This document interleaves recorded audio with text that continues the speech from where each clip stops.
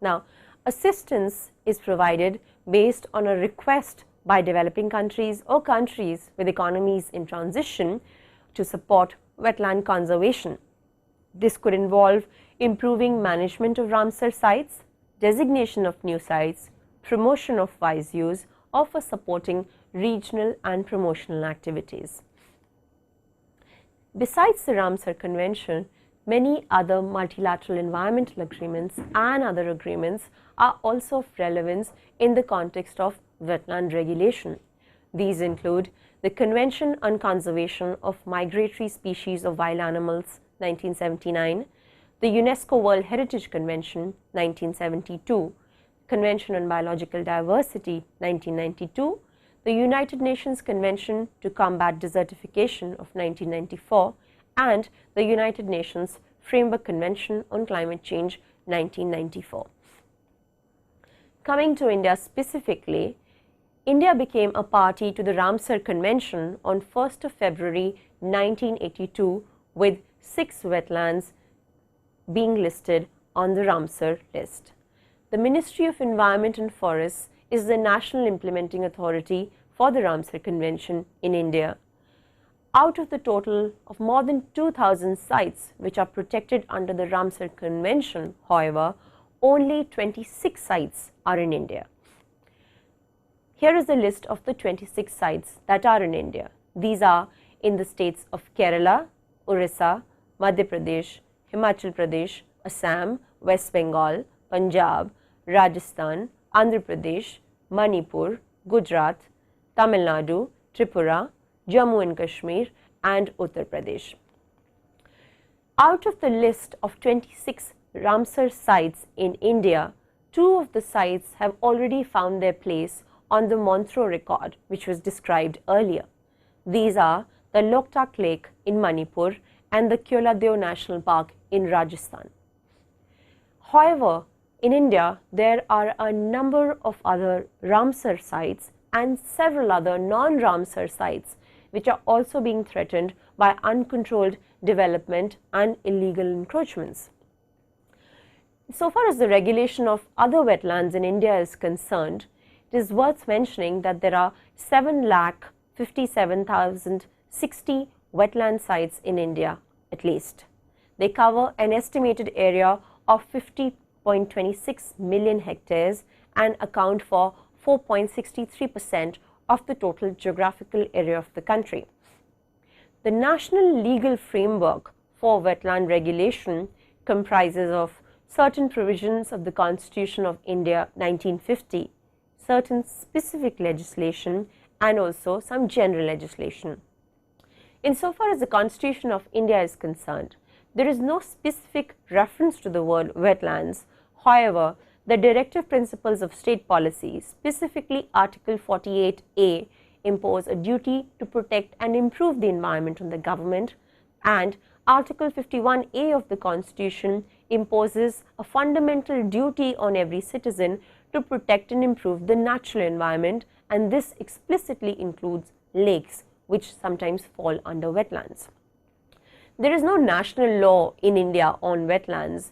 However, in the year 2010, wetlands conservation and management rules were published with the objective of conserving and managing wetlands, and they provide the legal framework for wetlands in India at the national level. There are also provisions in, for example, the Environment Protection Act of 1986, the Coastal Regulation Zone Notification of 2011, and the Wildlife Protection Act of 1972, which cover wetlands in certain specific situations. Insofar as the 2010 wetlands rules are concerned, the definition of wetlands is wider than the Ramsar Convention. Let's look at this definition. A wetland is defined as an area of marsh, fen, peatland or water which is natural or artificial, permanent or temporary, where the water is static or flowing, fresh, brackish or salt water. It includes an area of marine water, the depth of which at low tide does not exceed 6 meters, and includes all inland waters such as lakes, reservoirs, tanks, backwaters, lagoons, creeks, estuaries, and man-made wetlands, plus the zone of direct influence, a term defined under the wetland rules on wetlands, that is drainage area or catchment region of the wetlands as determined by the Central Wetlands Regulatory Authority, which has been established under the wetlands rules. The definition of wetlands under the rules suffer from certain limitations, however. Firstly, most of the important wetlands and reservoirs are deeper than 6 meters. Second, the term wetlands under the 2010 rules excludes main river channels without defining what it means by main river channels. It also excludes paddy fields, which provide very important hydrologic and biodiversity support. Under the 2010 rules, protected wetlands is a list which includes the Ramsar wetlands of international importance, wetlands in ecologically sensitive and important areas, wetlands recognized as or lying within a UNESCO World Heritage Site, high altitude wetlands complexes at or above an elevation of 2,500 meters with an area equal to or greater than 5 hectares, and wetlands or complexes below an elevation of 2,500 meter with an area equal to or greater than 500 hectares.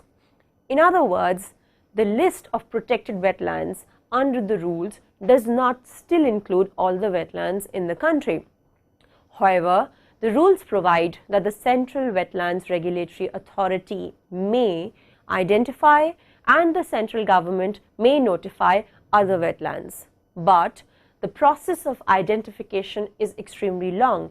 It is more than 1 year, which means that in the process, very important wetlands could be lost if efforts are not made immediately to protect them, although they may not be included in the 2010 rules.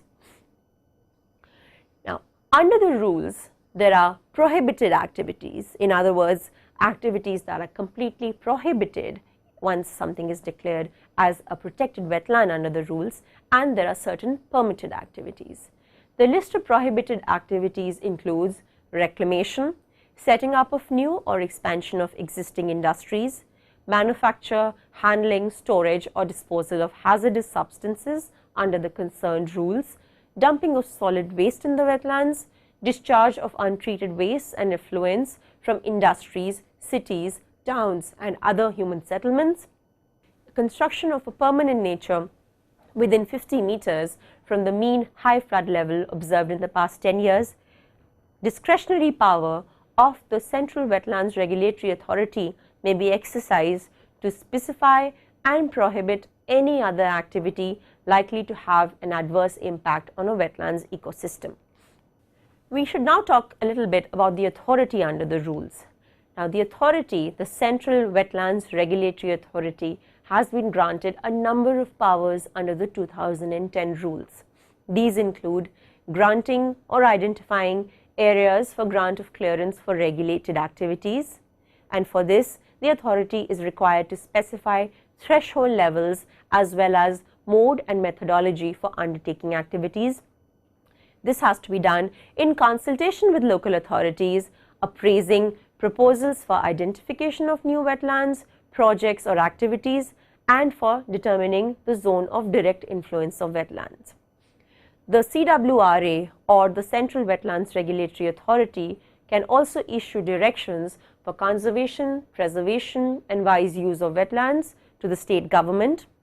It can specify thresholds for regulated activities and specify the mode and methodology for undertaking those activities. An appeal against the decision of the Central Wetlands Regulatory Authority lies to the National Green Tribunal, and the central government has the power to permit a prohibited activity or what is known as a non-wetland use in a protected wetland on the recommendations of the authority.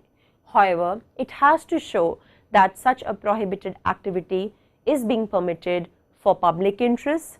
The decision has to be a reasoned decision.